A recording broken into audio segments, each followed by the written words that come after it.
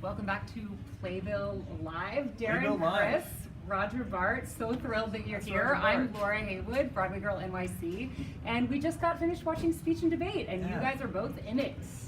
I'm sort of in it. You are! I'm sort of an afterthought of it. Roger's legitimately in it. He's like an actor in it. He's the principal of the school. In Mississippi. I was not in Mississippi. No. Yeah, you did the real work. So, Roger, let's start with you. How did you first hear about this project? Did you see the play? And how did you get involved as an actor in it? Didn't see the play. I wish I had.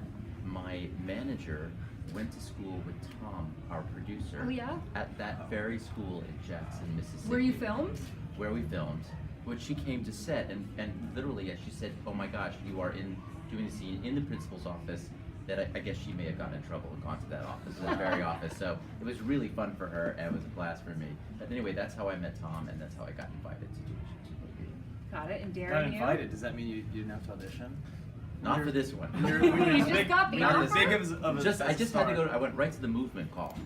The dance calls. Yeah. And what did that entail? It was a tough call. I heard stories. Yeah. Like, oh no, he was really great until that movement call. And Darren, how about you? I bypassed the movement call, the voice call. I've heard rumors that you have a long relationship with this show. I do have a long relationship with the show. I was a big fan of the play, and I was in college right when it was when the play was being done, when it was being kind of passed around. I think if you were in your early 20s or late teens, seeing a play like this is like, oh my god, cool! Like a play for young people. We got to put this on. So every college I knew were doing it. They did it when I was a senior in college, and so I immediately about to graduate sought out every production that was being done regionally, and I flew to Hartford, Connecticut to try and be the Hartford Rep production of that. I did not get that part. How you like me now, Hartford Rep? Which character did you want to play? For any of them, honestly. It was, and the play's a little different from the movie because the play was very timely for. It's actually amazing how much has changed social-politically in the past 10 years. Like there was.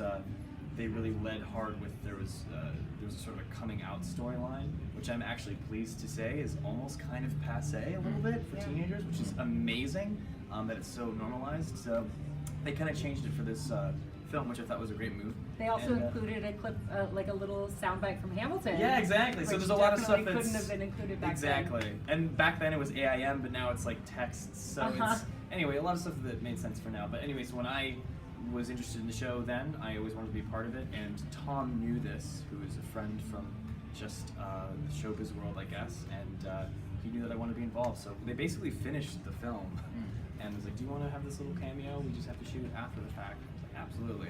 So I told a big lie and pretended that I was in Speech and Debate. I didn't do Speech and Debate. You didn't? No, I wish. But you did. Great. I'd probably be a better person. You have been performing for many years, including when you were in high school. Yes, of course. Yeah. But that's, I think Speech and Debate in different schools means different things. Some people have it more a dramatic element thing, and people really gravitate towards that. I was very fortunate. We had a great drama department, so I feel like as long as there are places available for kids to do these kinds of things, whether it's speech and debate or theater or orchestra or sports, like as long as they're being supported to cultivate themselves and find their voice in some way, it's like there's no rule book on which one it has to be. It just needs to be supported.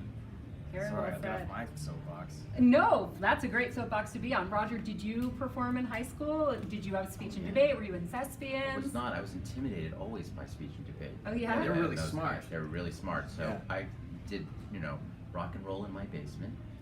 Did musicals in high school and did exactly plays. what I did. What musicals did you do? Well, wait, don't say what part you played. Say the show. And we'll really? guess. Yeah. Yeah.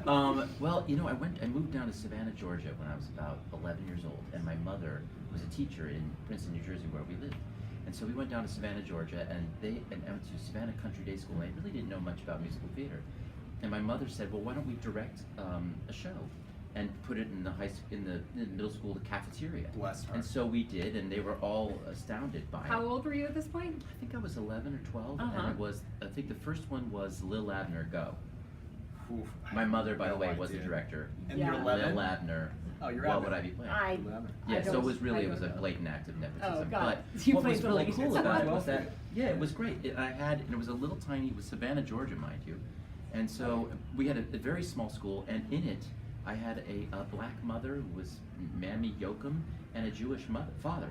So we were already kind of breaking all the rules in Savannah, Georgia, with our Wow. kick-ass production of Lil Abner. Progressive So cafeteria. it was amazing, Yeah, yeah. And you know what? It was kind of great too, because I was very much on the outside of that culturally of that school, and the first thing I did was stand up and sing, and so it reminded me so much of this movie.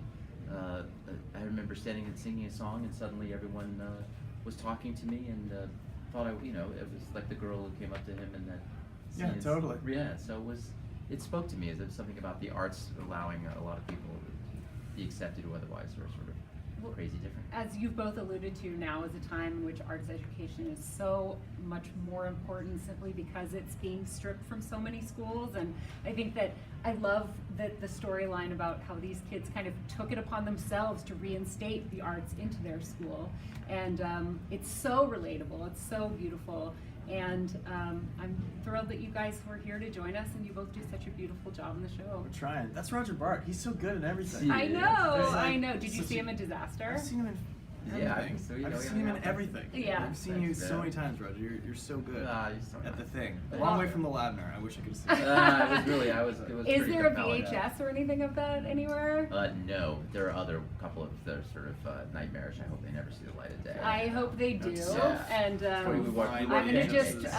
plead with anyone out there who has access to that stuff, upload it to YouTube or Oh my Facebook gosh, don't do that. immediately.